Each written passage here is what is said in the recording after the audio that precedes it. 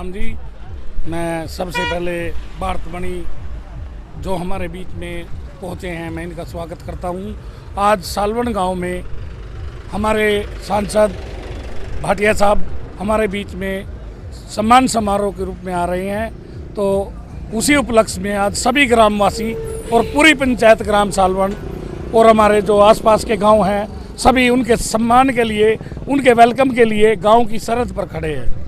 तो आज भव्य स्वागत होगा उनका। नमस्कार भाई, भारतमणि सारदा अध्यक्ष संजय भाई राम भाई हम पहुँचे हैं ग्राम पंचायत सालवन है, जो यहाँ पर मुख्य अतिथि आज गांव पंचायत सालवन में पहुँचने वाले हैं। मुख्य संजय भाटिया जी यहाँ पर पहुँच चुके हैं और ग्राम पंचायत सालवन द्वारा जो जाविर फौजी द्वारा इनका स्वागत किया गया, फूलमाला डालकर भव्य स्वागत किया गया है। आप देख सकते हैं सीधी लाइव तस्वीरें भारतमणि चैनल पर, सीधी लाइव तस्वीरें। अच्छा, ये तैयारी कर आप देख सकते हैं यहाँ पर संजय भाटिया जो करनाल लोकसभा सांसद, देख सकते हैं भारतमणि पर सीधी लाइव तस्वीरें देख सकते हैं। यहाँ पर देख सकते हैं ग्राम पंचायत सालवन जो सरपंच है जाविर फौजी द्वारा, लोकसभा में काफी खुशी का माहौल है। आप देख सकते हैं यहाँ पर सीधी लाइव तस्वीरें भारतमणि चैनल। एक मुस्कुराहट, एक चेहरे पे मुस्कुराहट है संजय भाटिया जी, योगिंदर राणा के चेहरे पर मुस्कुराहट है। और जो हमारे जाविर फौजी हैं, जाविर फौजी जी जो अभी सरपंच नए बने ग्राम पंचायत सालवन द्वारा, कितनी एक खुशी का माहौल है। जो आज गांव में पहुंचने पर सम्मान दिवस के रूप में इनको गया लंबा काफिला, बहुत लंबा काफिला यहाँ पर देख सकते हैं।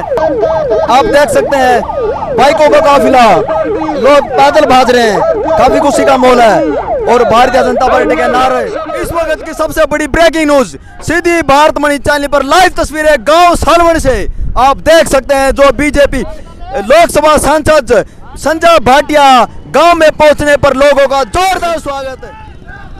सियाराम, जय सियाराम के नारों से, जय सियाराम के नारों से। और संजय भाटिया, योगिंदर राणा,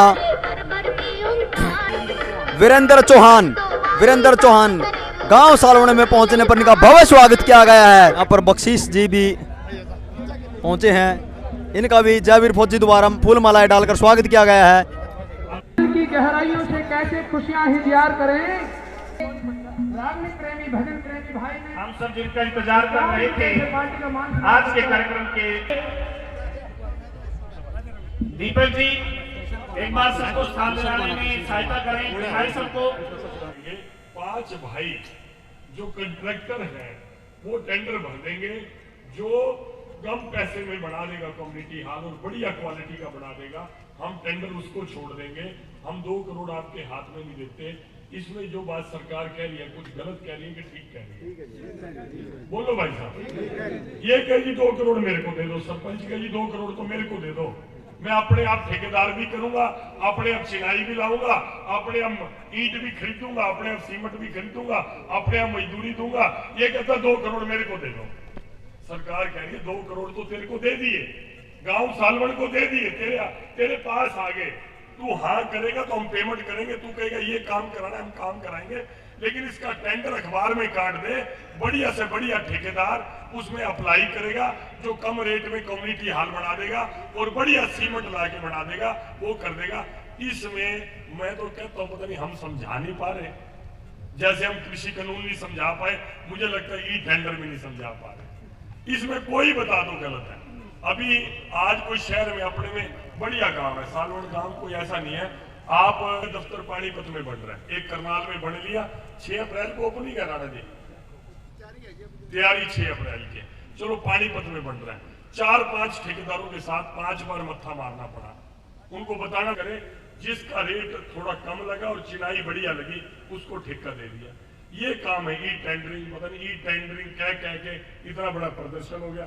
सरपंच साहब कुछ गलत है, लेकिन जब हम सरपंच साहब को कहते हैं कड़े के करें भाई, सारे इकट्ठे हो रहे हम भी साथ ही जा रहे हैं, यही कहना पड़ता है। आपको दे दिया, उसका हिसाब किताब आपको देना पड़ेगा ना। और जो दिल लगा के काम करता है, मेहनती आदमी है, जरूरी नहीं कि हिसाब किताब में पक्का हो। सौदा ऐसे कई सरपंचों के ऊपर रिकवरी पड़ रही है, कम से कम 1000 सरपंच ऐसे हैं जो पिछली प्लान के हैं। सरकार उनको कहती है तेरे को 25 लाख रुपए दिए थे, हिसाब तो दे। वो कहे मैंने ला दिया सारों के, तो ला कहाँ दिया, दे तो सही। वो बेचारे ने ला भी दिया होगा, लेकिन गली खाक जो नहीं चल रही वो आगे आगे, सरकार पीछे पीछे। अब ये टंटा ही खत्म। अच्छा चलो, आड़त की दुकान पे कौन कौन जाता है? कईयों की आड़त होगी, कईयों की होगी। मेरी खुद की आड़त है, मैं बता सकता हूँ। अभी तो नहीं है, 30 साल में था मैं। मुनीम भाई इसको 10,000 रुपये दे दे, मुनीम दे देता है और एंट्री चढ़ा देता है। और जिसके कहता है 50,000 जमा करा ले, फसल आ रही है 50,000 की जमा कर ले, करता मुनीम है। लेकिन फैसला आड़ती का चलता है या मुनीम का? आड़ती बड़ा हुआ कि मुनीम बड़ा हुआ? अब सरपंच तो है आड़ती, सरकार इनकी मुनीम बन गई। सरकार हिसाब रखनी होगी, अब आड़ती बड़ा के क्या कुछ ग्राम पंचायत स्वागत कर रही है जी सांसद साहब का, जिला अध्यक्ष जी का जी। निवेदन है कि सारे बढ़ चढ़कर अपना सहयोग दें इसमें और गांव के विकास के लिए आगे आए। ब्लॉक समिति मेंबर, बड़ा मंडल एससी मोर्चा का अध्यक्ष जी। हाँ क्या कुछ कहना चाहोगे दर्शकों? बस जी, ये भारतीय जनता पार्टी का प्रोग्राम ग्राम पंचायत सालवन कर रही है जी, और सारा गांव इसमें बढ़ चढ़ कर। जय कुमार सालवन, किसान मोर्चा मंडल अध्यक्ष जी। मैं, हमारी पार्टी का प्रोग्राम है जी, जिला अध्यक्ष योगेंद्र राणा जी और हमारे सांसद जी जो हमारे गांव का विकास, हमारे पूरे हल्के का विकास कर रहे हैं, उनके लिए यहाँ गांव को इकट्ठा हुआ, सभी ने स्वागत कराया जी। राम जी, क्या नाम अपना? मेरा राजेश आर्य, कहाँ से हो आप? पाटा से। क्या कहना चाहोगे दर्शकों? मैं ये कहना चाहूँगा कि माननीय सांसद जी आ रहे हैं गांव में, यहाँ सालवन में कार्यक्रम है, और इसी निमित्त के जो विकास कार्य हैं उनको गति मिले, और सालवन के में विकास की गति मिलने के साथ साथ पार्टी का भी प्रसार हो, और गांव में आने से किसी का भी फायदा ही होता है। मेंबर ऑफ पार्लियामेंट आए या कोई प्रतिनिधि सरकार का आए, तो सरकार अच्छी पार्टी हमारे यहाँ पे आ रहे हैं जी। बहुत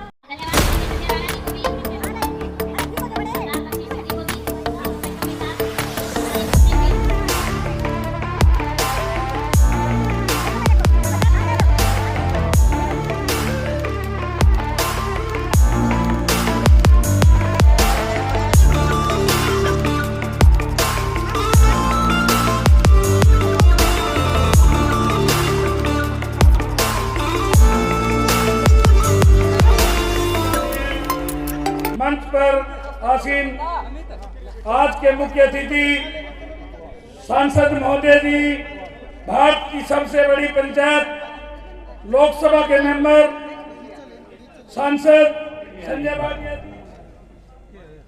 एक बार आप सबसे दोनों हाथ उठा करके एक बार भारत माता की इसके मामले में बिल्कुल मैं ये मानता हूं कि पिछले जो 7 साल में हुआ है, पिछले 10 साल में नहीं हुआ था, और अभी भी बहुत ज्यादा यहाँ जरूरत है।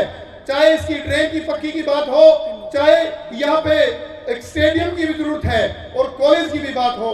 आप और योगेंद्र राणा जी दोनों मुख्यमंत्री जी का कार्यक्रम भी यहाँ करवाएं, और इस गांव को आगे बढ़ने के लिए, इस गांव को विकास की दिशा में आगे बढ़ने के लिए आप इस गांव को आशीर्वाद। सच्ची बात है ना।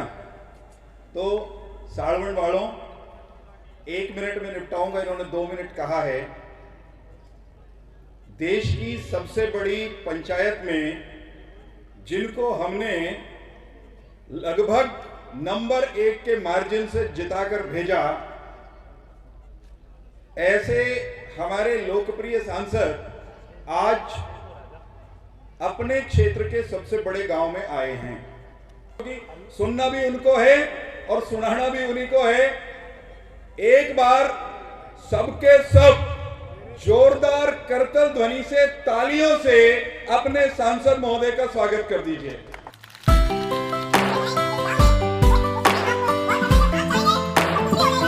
चीजें हम आपसे मांग रहे हैं। एक बार पुनः मैं अपनी ओर से, आप सबकी ओर से आदरणीय सांसद जी का सालवन पहुंचने पर हृदय से स्वागत कर। अभी तो सिर्फ हमारे सांसद जी बोलेंगे, आपने जो भी मांग रखी है वही आपकी पूरी करके जाएंगे।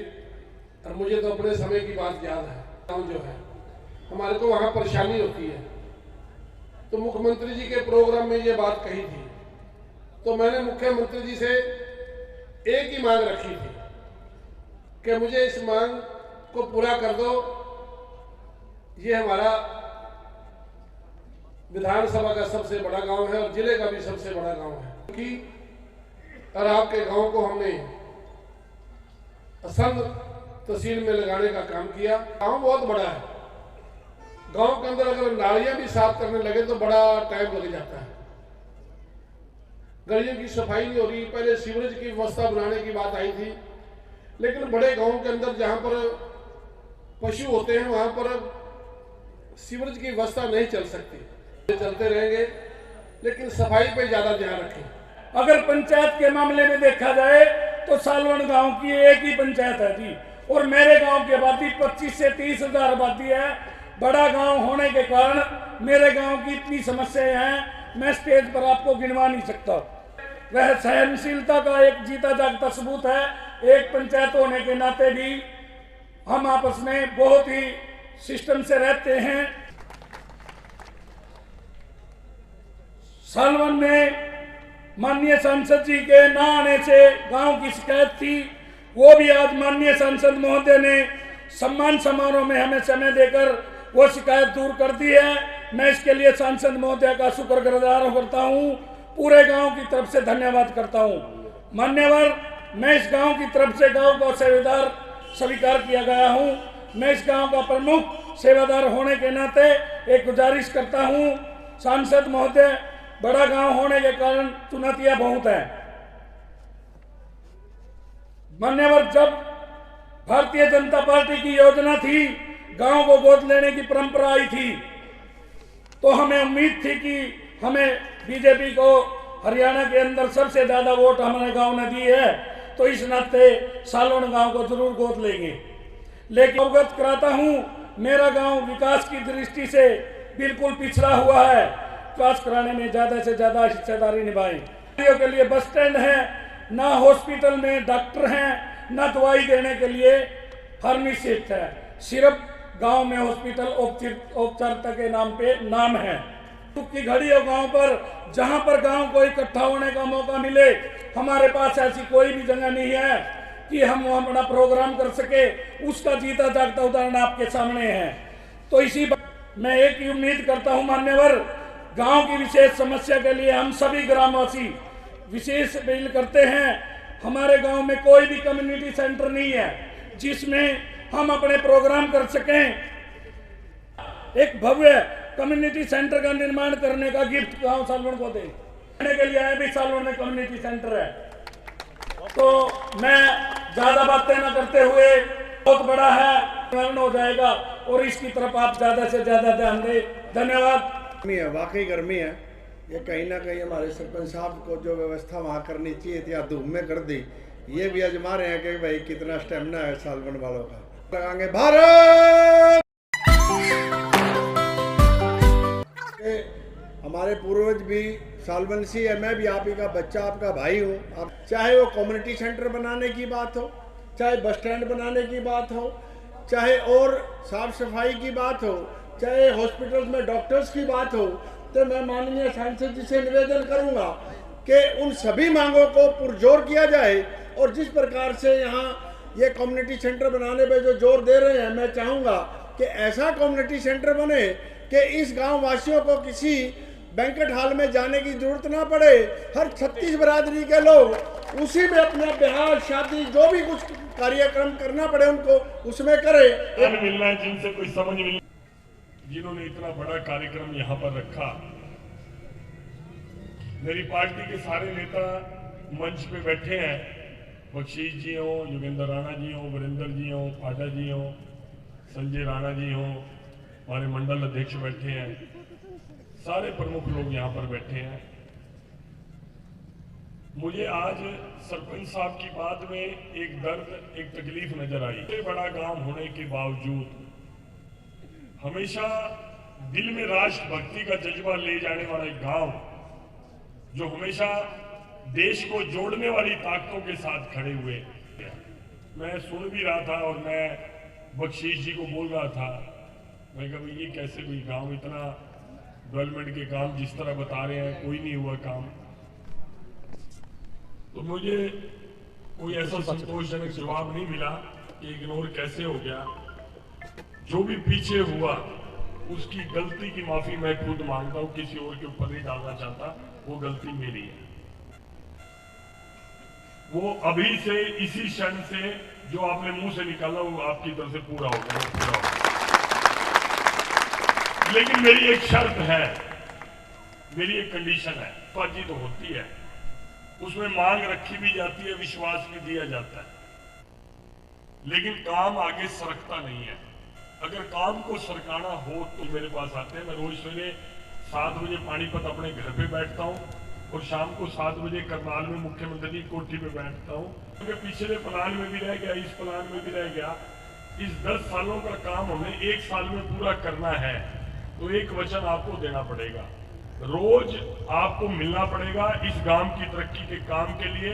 चाहे आप कम्युनिटी सेंटर की बात करो, चाहे बच्चियों की पढ़ाई के लिए कंप्यूटर सेंटर की बात करो, लाइब्रेरी की बात करो, बस अड्डे की बात करो, सफाई की बात करो, गलियों की करो, नाली की करो। सबसे बड़ी बात मेरे हिसाब से तो ये गांव महाग्राम योजना में होना चाहिए।